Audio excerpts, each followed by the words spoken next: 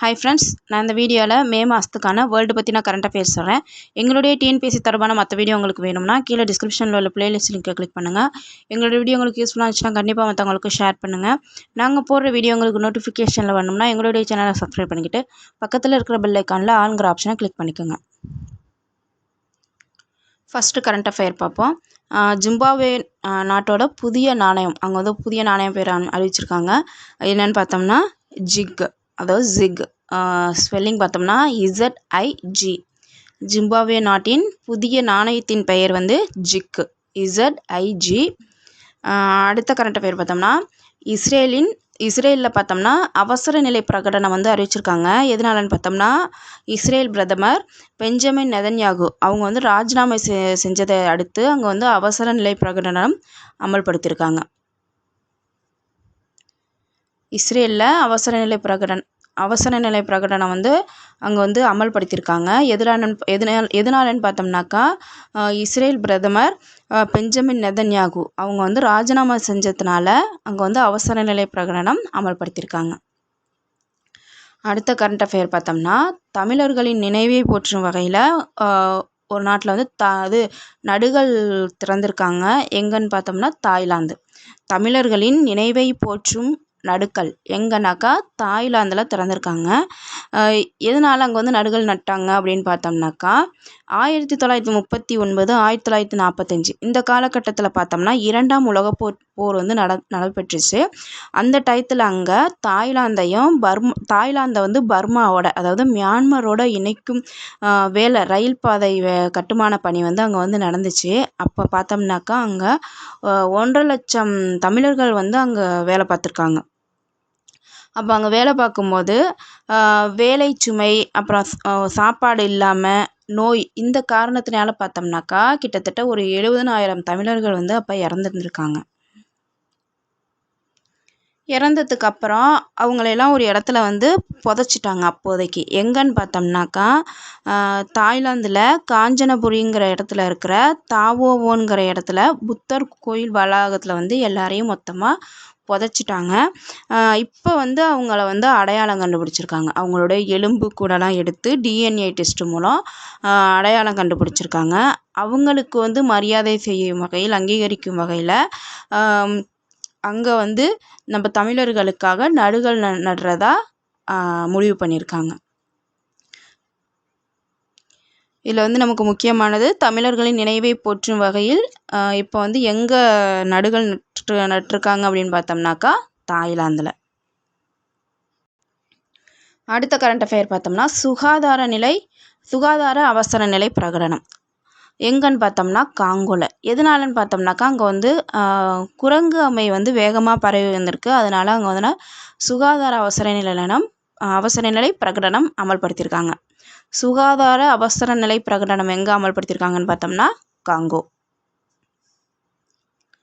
அடுத்த current affair பார்த்தோம்னா சாங்-இ-6 விண்கலம். இது பார்த்தோம்னாக்கா சீனா வந்து முதல் முறையாக நிலவின் தென் துருவத்திற்கு வந்து இந்த விண்கலத்தை அனுப்பியிருக்கு. இந்த விண்கலத்தை அனுப்பின நாடு வந்து சீனா. சாங்-இ-6ங்கிற விண்கலத்தை அனுப்பின நாடு வந்து சீனா வந்து முதல் முறையாக இப்போ தான் வந்து நிலவின் தென் துருவத்திற்கு வந்து இந்த விண்கலத்தை அனுப்பியிருக்கு. சாங்-இ-6ங்கிற விண்கலம் வந்து சீனா அனுப்பின விண்கலம். அதுவும் பார்த்தோம்னா நிலவின் தென் துருவத்திற்கு முதலாக இப்போ தான் அனுப்பிச்சிருக்கு. அடுத்த கரண்ட் அஃபேர் பார்த்தோம்னாக்கா யோகா வந்து இப்போ பாகிஸ்தானில் வந்து முதலாக அதிகாரப்பூர்வமாக இப்போ தான் வந்து அங்கே அறிமுகப்படுத்தியிருக்காங்க. இது வரைக்கும் பார்த்தோம்னாக்கா அங்கே வந்து யோகா வந்து அறிமுகப்படுத்தவே இல்லை. அதாவது ஜூன் 21 வந்து யோகா தினமாக 2014 டிசம்பரில் அறிவிச்சாங்க. அப்போலேருந்து பார்த்தோம்னா ஒவ்வொரு நாடும் வந்து இந்த யோகா வந்து அங்கீகரித்து வந்துக்கிட்டு இருக்கு. பாகிஸ்தானில் பார்த்தோம்னா இப்போ யோகாவை வந்து அங்கீகரிச்சிருக்காங்க. உலகளவில் பிரபலமான யோகாவை வந்து பாகிஸ்தான் வந்து முதல் முறையாக இப்போ அதிகாரப்பூர்வமாக அறிமுகம் செஞ்சுருக்கு. யோகா தினம் வந்து ஜூன் 21, சர்வதேச யோகா தினம் வந்து ஜூன் 21. இது எப்போ அறிவிச்சாங்கன்னு பார்த்தோம்னாக்கா ஐநா எப்போ அறிவிச்சிச்சுன்னு பார்த்தோம்னாக்கா 2014 டிசம்பரில் அறிவிச்சிச்சு. இப்போ வந்து யோகாவை எங்கே அதிகாரப்பூர்வமாக அறிவிச்சிருக்காங்கன்னு பார்த்தோம்னா பாகிஸ்தான். இதுவும் வந்து ரொம்ப முக்கியமான கொஸ்டின். அடுத்த கரண்ட் அஃபேர் பார்த்தோம்னா பவேஷ் குப்தா. இவங்க யாருன்னு பார்த்தோம்னா பேடிஎம்மோட நிறுவன தலைவர். இவங்க வந்து அவங்களுடைய பதவியை வந்து இப்போ ராஜினாமா செஞ்சுருக்காங்க. பவேஷ் குப்தாங்கிறவங்க பேடிஎம் நிறுவனத்தின் தலைவர். இவங்க பதவியை வந்து இப்போ ராஜினாமா செஞ்சுருக்காங்க. அடுத்து பார்த்தோம்னா ரஷ்ய அதிபராக 5வது முறையாக விளாதிமிர் புதின் வந்து இப்போ மறுபடி பதவியேற்றிருக்காங்க. ரஷ்ய அதிபராக 5வது முறையாக மறுபடியும் விளாதிமிர் புதின் வந்து பதவியேற்றிருக்காங்க. இவங்க வந்து 2030 வரை அந்த பதவியில் இருப்பாங்க. ரஷ்ய அதிபர் பார்த்தோம்னா இதை எப்படி ஞாபகம் வச்சுக்கலாம்னாக்கா, ரஷ்ய அதிபர் வந்து கொஞ்சம் திமிராக இருப்பாங்க அப்படின்னு ஞாபகம் வச்சுக்கலாம். ரஷ்ய அதிபர் வந்து கொஞ்சம் திமிராக இருப்பாங்கனாக்கா ரஷ்ய அதிபர் வந்து யாருன்னு பார்த்தோம்னா விளாதிமிர் புதின். அடுத்த கரண்ட் அஃபேர் பார்த்தோம்னா இந்தியாவிற்கான சீன தூதர். சீன தூதர் யாருன்னு பார்த்தோம்னா சியூ பெய்கோங். 18 மாதங்களுக்கு பிறகு இந்தியாவுக்கான தூதராக சியூ பெய்கோங்கிறவங்கள வந்து சீன அதிபர் வந்து நியமிச்சிருக்காங்க.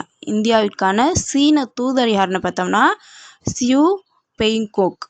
இது எப்படி ஞாபகம் வச்சுக்கலாம்னா, சீன தூதருக்கு வந்து இப்போ டாட்டா சியூன்னு சொல்கிறோம்ல, அதை ஞாபகம் வச்சுக்கலாம். சீன தூதருக்கு வந்து சியூ சொல்கிறோம் அப்படின்னு ஞாபகம் வச்சுக்கலாம். இந்தியாவிற்கான சீன தூதர் பெயர் என்னன்னு பார்த்தோம்னாக்கா சியூ பெய்கோங். அடுத்த கரண்ட் அஃபேர் பார்த்தோம்னா உலகின் அதிக வெப்பமான மாதமாக ஏப்ரல் 2024 சொல்லியிருக்காங்க. சர்வதேச கடல் மற்றும் புவி மேற்பரப்பு வெப்ப சராசரி பார்த்தோம்னாக்கா ஏப்ரல் 2024 புதிய உச்சத்தை தொட்டதுனால ஐரோப்பிய ஒன்றியத்தின் வானிலை ஆய்வு மையம் வந்து இந்த அறிக்கையை வெளியிட்டிருக்கு. அடுத்த கரண்ட் அஃபேர் பார்த்தோம்னாக்கா கஞ்சா சாகுபடியை வந்து அமல்படுத்துறதுக்கு முடிவு பண்ணியிருக்காங்க. எங்கன்னு பார்த்தோம்னாக்கா பாகிஸ்தானில். எதனாலனாக்கா அங்கே இருக்கிற பொருளாதார நெருக்கடியை சமாளிக்கிறதுக்காக இந்த கஞ்சா சாகுபடியை சட்டப்பூர்வமாக்கிறதுக்கு பாகிஸ்தான் வந்து முடிவு செஞ்சுருக்காங்க. பொருளாதார நெருக்கடியை சமாளிக்கிறதுக்கு கஞ்சா சாகுபடியை சட்டப்பூர்வமாக்க முடிவெடுத்த நாடு எதுன்னு பார்த்தோம்னா பாகிஸ்தான். பொருளாதார நெருக்கடியை சமாளிக்கிறதுக்கு கஞ்சா சாகுபடியை அமல்படுத்துறதுக்கு முடிவு செஞ்சுருக்கிற நாடு வந்து பாகிஸ்தான். தேங்க்யூ.